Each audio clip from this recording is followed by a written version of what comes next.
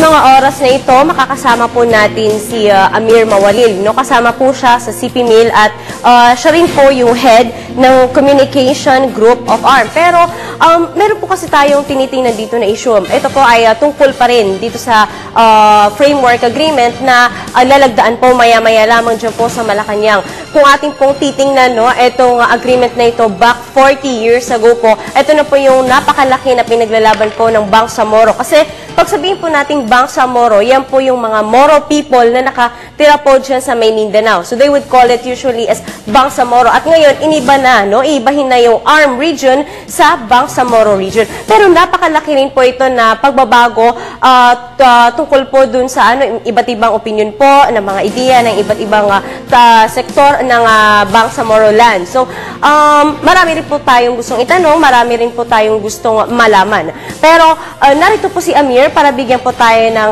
mga konti na rin po na mga impormasyon tungkol po sa kanilang pamamalakad at saka mga gawain dyan po, no? Bilang isang head ng communications sa ARM. Okay, magandang hapon sa iyo, Amir. Magandang hapon, Princess. Narito ako ngayon para ipaliwanag yung side ng autonomous region bilang head ng communications group. So, from the very start nung pag-appoint ni President Benigno Aquino kay Governor Mujib Ataman as the officer in charge of the region, talagang sinasabi niya na he is supportive of the peace process. In fact, ilang beses niyang sinabi na willing siyang mag-give way in case na ma-fully implement na itong peace deal between the government and the Moro Islamic Liberation Front. So, last week, I think, naglabas ng order si Governor Mujib Ataman, memorandum, executive order na naglalaan ng 10 million pesos na budget galing sa Special Purpose Fund para sa massive information drive dito sa nangyayaring peace negotiations. Bigyan ko lang ng context yung pag-allot niya ng 10 million. Sinaside kasi ni Mujib Ataman na yung dilemma kung naiintindihan ba talaga ng mga ordinaryong tao yung nangyayaring usaping pangkapayapaan sa pagitan ng dalawang kampo. So, there's a question kung yung grassroots level ba ay nade-deliver ba sa kanila kung ano man yung mensahe ng peace negotiations na to. Okay, Amir, ngayon 'di ba galing ka ng Malacanang?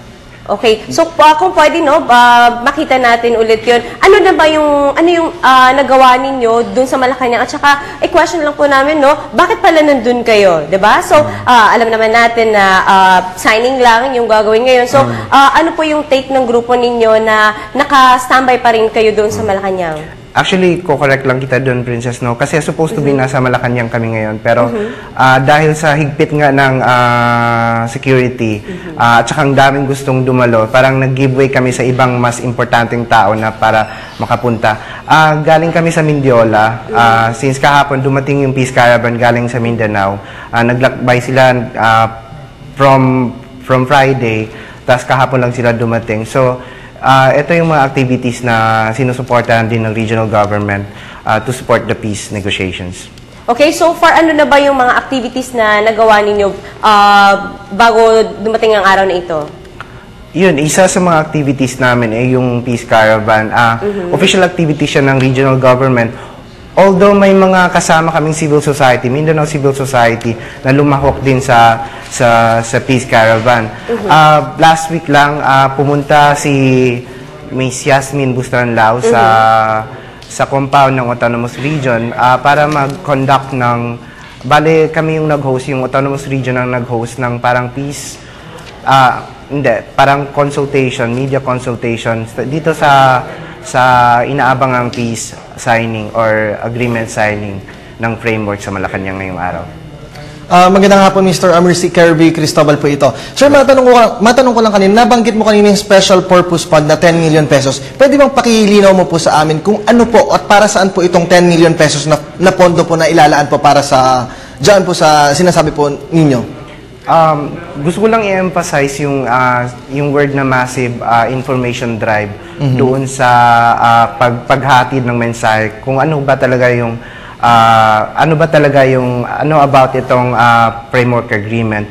So, as to the mechanism kung paano nila gagawin yung pagdadala ng mensahe, hindi pa yun natatackle. Pero yung idea kasi dun, sir, maglalaan sila ng 10 million para ipahatid o ipaintindi sa mga common tao kung ano ba talaga itong framework agreement. Kasi parang may information gap na nangyayari. Aminin naman natin na hindi naman magbabasa yung mga tao ng pagkahaba, ilang pages na framework agreement. So, there has to be a mechanism na mag-i-ensure na talaga ma-deliver yung message nitong peace deal. Alright, sir, nabanggit nyo kanina yung information gap na sinasabi po ninyo. Pwede po bang pakilinaw nyo po lalo na po sa mga hindi po nakakaintindi, kung ano po ba yung information gap na yun at yung mekanismo po na binabanggit po ninyo? Kagaya na yun, sir, kalat sa internet yung content ng framework agreement.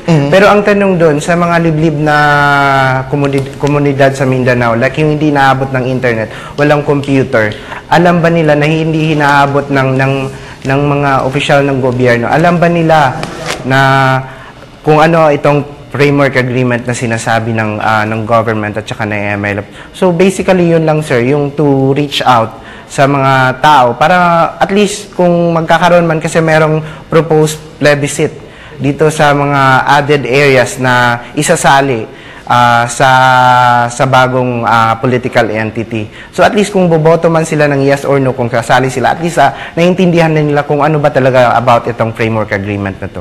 Apo. Magandang hapon po, Mr. Amir. Si Sandro Hermoso po to. Hello, sir. Matanong ko lang kasi hindi po clear siguro sa marami sa mga tao yung mga detalye po ng mga framework agreement and mga bill na sa mga pipirmahan po. Pero ano po ba yung kinokontra po ng MNLF or ano po ba yung nakita nila na hindi po sila sumasang-ayon dito po sa pipirmahan sa pagpipirmang nagaganap ngayon? Nabasa ko po yun, pero for now, sir, I could not speak in behalf of the Moro National Liberation Front.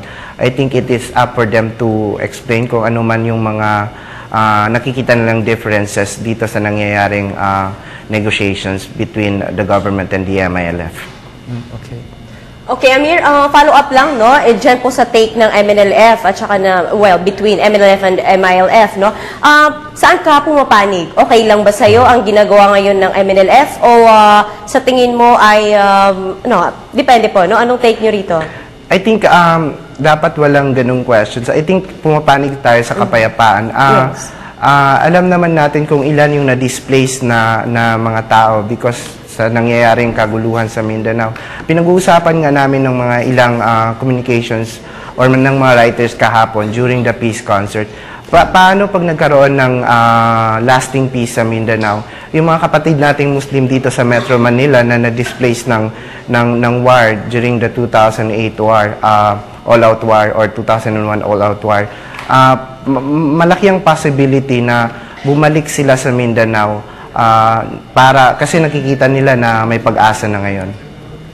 Okay, maraming salamat sa iyong oras at sa iyong panahon, Mr. Amir Mawalil. Salamat.